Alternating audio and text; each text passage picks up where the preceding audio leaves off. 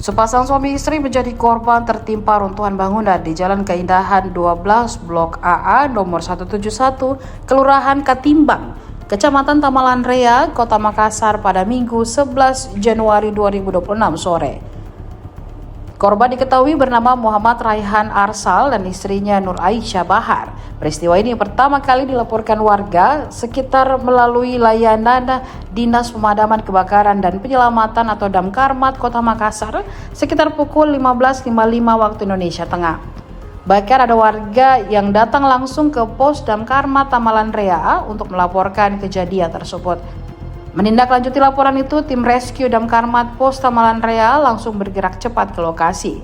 Kepala Dinas Damkarmat Makassar, Fadli Welang, menyampaikan tim berangkat 1 menit setelah laporan diterima, tepat pada pukul 15.56 waktu Indonesia Tengah, dan tiba di lokasi kejadian pada pukul 16.05 waktu Indonesia Tengah.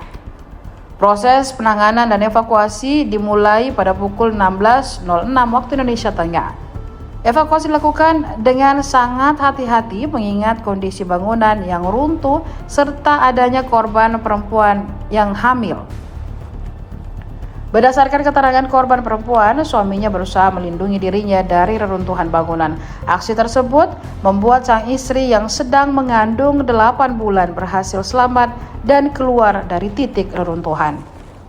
Download Tribun X sekarang. Menghadirkan lokal menjadi Indonesia.